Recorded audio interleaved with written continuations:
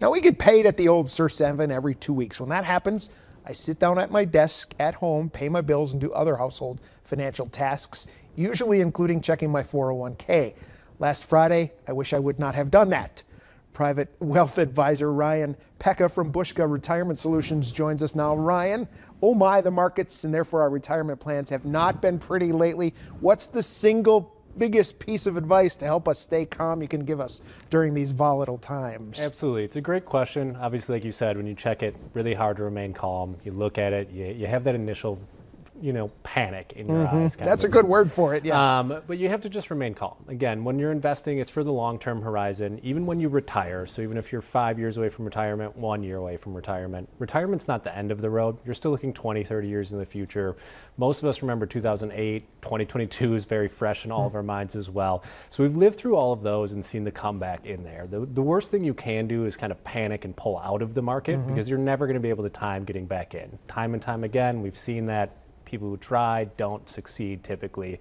So that's why we just recommend staying the course. If you're trying to do it on your own, maybe seek the help of a professional to give you some advice. If you're working with a professional and they're not giving you the answers you want, maybe it's time for a second opinion as well. Stay calm and carry on is what you're saying. Now, I think you sort of anticipated my second question there. People who are 25, who are smartly, hopefully investing in their retirement at a young age, versus people like me closing in on 60, can see retirement coming soon.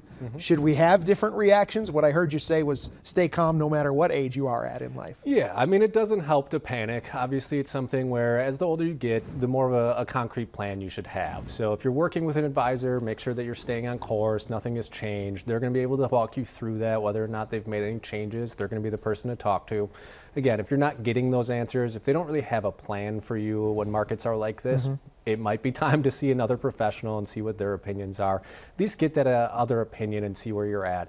Again, when you're 25, like you said, I would just, ignore it for now. You're going to be fine. But if you're 60, 65, getting close to their retirement date, it's always good to just know that, hey, I still have 20 years or more of life left. So it's not worth the panic there. But if your advisor's not really got a plan for you, you don't have a safer source of money and you're relying completely on stocks and bonds, it may be time to look at other investments and things like that will make your money a little bit safer moving forward. Don't panic, reevaluate. Correct. And there are really there are protections on Wall Street now to make sure we don't have a 1929 style complete crash. That's correct? Yeah. That's correct. I mean, so there's stops in place. If the market crashes too much in one day, they'll stop trading, things like that.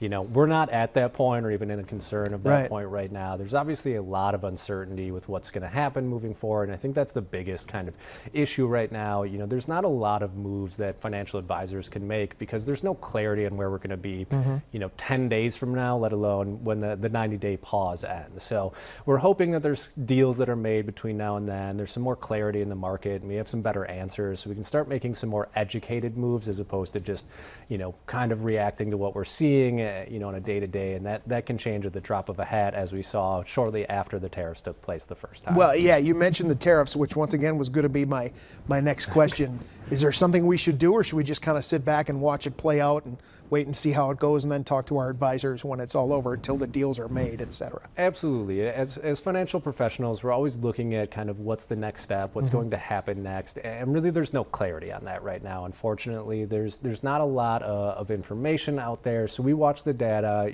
at our firm, we're currently looking at, where in the market is maybe not being hit as hard and reallocating away from the sectors like technology that are taking a little bit more of a beating right now. So we're just kind of trying to stay ahead of things. But again, until there's some real clarity in there, it's hard to say exactly where we're going to go next. So we're just kind of waiting for that next piece of information to get a better idea of where we're going. In the meantime, we're making smaller adjustments, but we don't want to panic and move everyone to cash because then we're never going to get back to where we started from. Keep calm and carry on. You heard it here first. Ryan, thank you so much for coming in. Thank you, Jeff.